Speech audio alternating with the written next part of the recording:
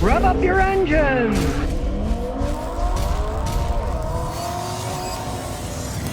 All right, people have always liked Mustangs. They look cool, they're fun to drive. And I know all the car guys are like, gotta get a V8, gotta get a V8. Well, this is a V6 that the guy bought.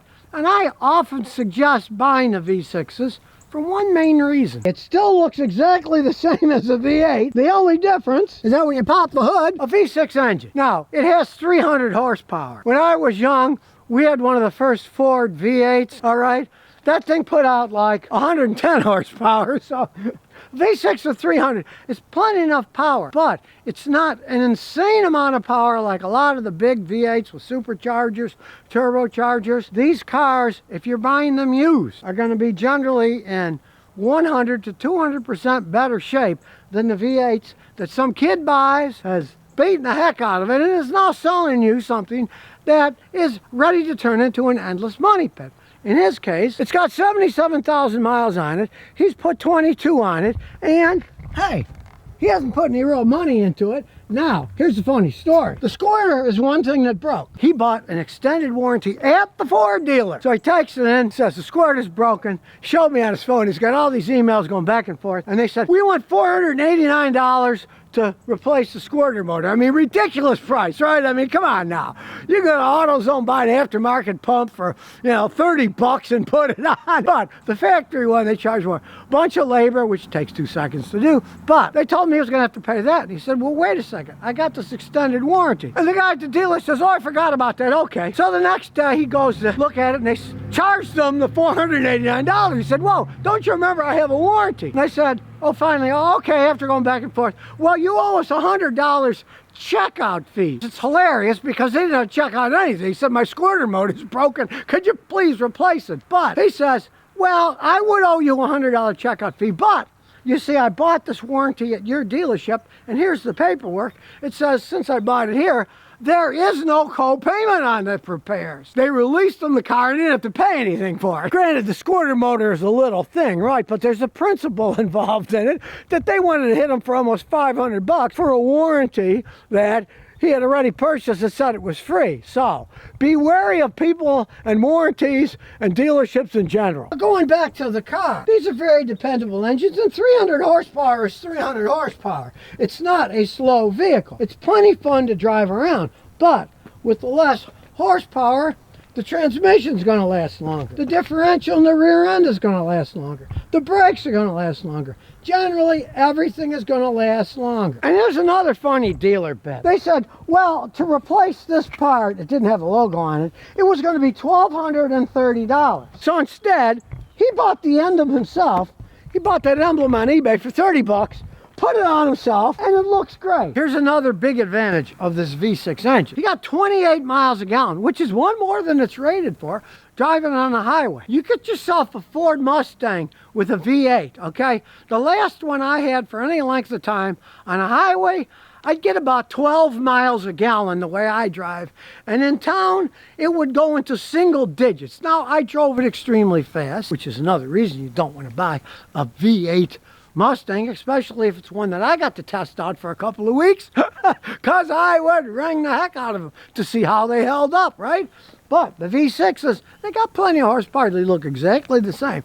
And you're going to get so much better gas mileage and longer life because it's not going to wear out as fast. Now let's check the inside out. Nice black and chrome. Solid door. We'll crank it up.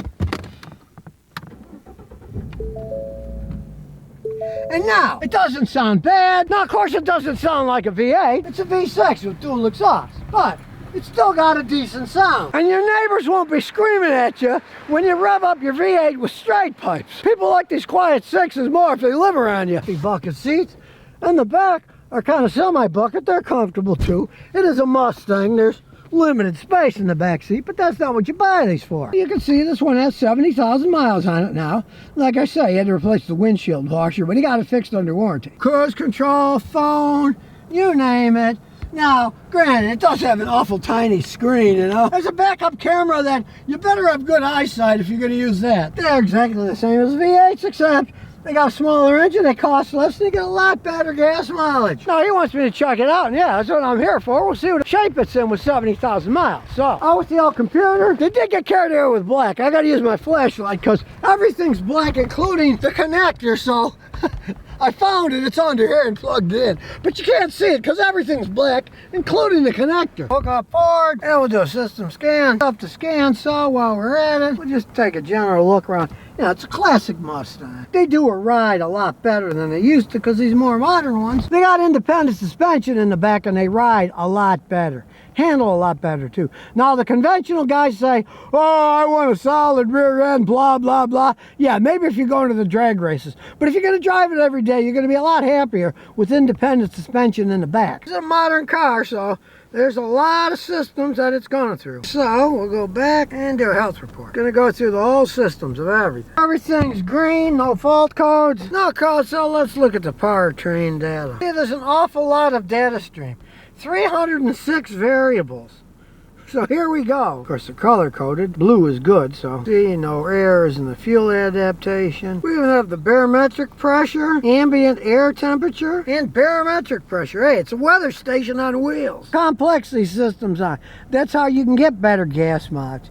That's how you can get 28 miles a gallon in a fast car, because it's got all the computer information to make it run as efficiently as possible, whatever altitude it's at, whatever the weather's outside. Beats the old days when we had to turn screws on the carburetor to adjust them. And you can see the equivalency ratio. Bank 2 cents to 1 is 1. 1 is perfect. Now it's off 1/1000th. It's pretty good to perfect. Modern cars to get better gas mileage, so they've got the grills that open and close in the front. Something goes wrong, it'll show you an error in the system. You can fix it if it breaks. Realize it's kind of crazy to open and close it, but it does a tiny amount to the gas mileage. I don't think it's worth all the work for that, but hey, that's how cars are these days. And if you get a code like that, you live in an emissions area, it'll fail the emissions test. So you need a machine like this in order to figure out what's wrong and fix it. Injectors, no error, they're all fine. Well, there's 5. We got to scroll up to get to 6. 6, that's no error too. That's the only thing I have against these lower level scan tools. See, when I'm going through the data, when I get to the end, it stops and it has to reload. A better machine won't do that. It'll be continuous. I like them better. It's kind of annoying scrolling up and down and having the data shut off and then coming back, and then if you want to go back, see, then you got to wait. It's kind of annoying. But then again, I find that with most of these scan tools. You buy a scan tool that's anywhere between, say, $300 and $500 or $600. They're all going to have a lot of data, but they're mostly going to have data interruptions, and you're going to have to scroll through them and wait till they come up and go down. It's not until you get to the babies that generally cost $1,000 or more that you're going to get good streaming data that's continuous, and that you'll be able to record all kinds of data and not just a limited amount. That's the problem with mid-level scan tools like this. They can give you a lot of data, but it's kind of sloppy the way it comes out, and they certainly can't record that much data. I've tried, and when you try to record data on these cheaper ones, they can only do so many frames and then they stop. They can't go on for minutes and minutes. See, this particular one doesn't have any memory slots, so you can't add to the memory. What you get is what you're stuck with. Long-term fuel trim, it's adding 1.56, and long-term is it's adding 2.3, so it's running a little bit lean, but that's how these engines are more or less set up.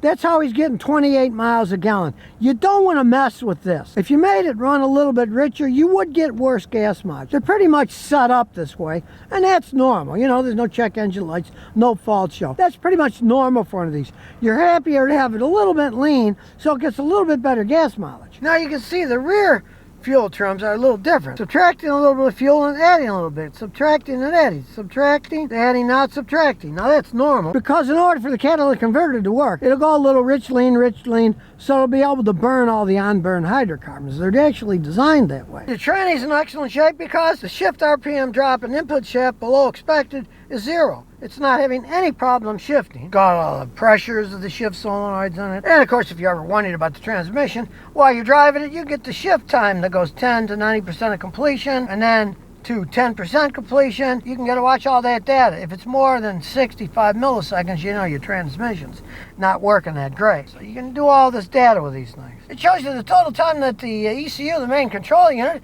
has been active. All right, that's a lot of seconds, right? It's a lot of driving. So people can't lie here and set your speedometer back, because you can do the time. You can even check how many hours this thing has been running. You can't really cheat on the speedometer on these things if you get a guy like me who knows how to read the data. So let's take it for a spin. So here we go. Now, I don't want to spoil all your ideas that it looks like a Mustang. It's still a Mustang. It is. It just has an awful lot of computer stuff in it. As long as it works, you're going to be happy. Now, if it breaks down, you're not going to. But these 6s are inherently probably 10 times more reliable than those 4-cylinder EcoBoosts that they put in, the ones that were the European basically designed engines. Yeah, they got 350 something horsepower, but those 4s, they just fall apart as they age. Where these 6s, hey, this thing still hums along. 28 miles a gallon. Shifts good, runs good, doesn't burn oil. So here we go to our little drag strip. Idle smooth, handles fine. And like I said, if you drive a modern one like this with independent suspension in the back, you're gonna notice how much better one of these things rides. Up to the little drag strip on an icy road today, but the road's black, so there's no ice on the road that I can see. But we won't take a chance here, so we'll wait till these people get out of the way. All right, here we go. And yes, it's spinning. There is a little ice out there. You can see. Do you really need a V8 in this thing? Other than the noise, no. It's got plenty of horsepower, plenty of zip, and you're going to get a lot better gas mileage with one of these 6s. It goes, and it does make a good sound, let me tell you. You might be surprised at what this 6 does. And this is stock. He hasn't touched it.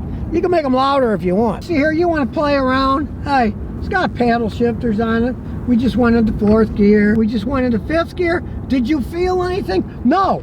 Of course you won't. You're at the other end. But I didn't feel anything either. It is a very smooth transition. They've got these electronic shifters. See, it's shifting 5. You don't even notice the difference. 6? Did you feel it? No, I didn't either. Now, one of the reasons he bought this car is because of the transmission. This is the old standard of automatic transmissions, a 6-speed. It's not that modern 10-speed, and I do have to say, the last time I drove a Mustang, it was an EcoBoost, 4-cylinder with a 10-speed automatic, and I absolutely hated the way it drove and shifted. This is smooth, reliable. Told him he could get 200,000 miles easy if he just drives it around, and I've seen that over and over again with the V6s and a 6-speed.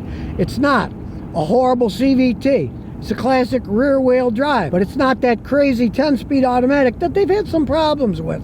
And they are extremely complex. Plus, a lot of guys hate the gear hunting. Now, you can bypass the gear hunting by going in sport mode and stuff, or shifting it yourself with paddle shifters. But it is kind of annoying when you're just driving around normally with them, where this has no annoying. Look, it's not hunting for anything. You step on the gas, takes off. You let go, it downshifts. Hey, no problems whatsoever. It feels like it should feel. Now, people always grumble that the Mustangs had trunks that were too small. Well, this one just keeps going. You can put the seats down. They've maximized the space for sure. So there we have it. Now you know about V6 Mustangs. He got exactly what he wanted. Better gas mileage, a dependable 6-speed automatic transmission. Still got plenty of horsepower. Looks exactly the same as any other Mustang because they have the same bodies on them, yeah. So he got the Mustang and he got it used. Didn't have to worry about the engine all worn out because some kid beat the heck out of it. Didn't have to worry that he bought that 4-cylinder EcoBoost one that's got a lot of power, but let me tell you, they don't hold up over time. I got a customer here who's trying to sue Ford because they wouldn't replace his engine under warranty. Big long story there, but do you want to get involved in stuff like that? No. Soon you won't be able to buy the V6 Mustangs. They're not going to make them anymore. If you're ever thinking about getting one, my advice is road test one of these 6s used. You're going to be pleasantly surprised at how it actually rides down the road compared to the old one. Hey, bought this thing for $18,500 2 years ago. So for that kind of money, have this much fun, it's not a bad idea if you're looking for a nice little sports car to have fun in. You're not going to be drag racing the big boys, but believe me, it goes plenty fast enough. So if you never want to miss another one of my new car repair videos, remember to ring that bell.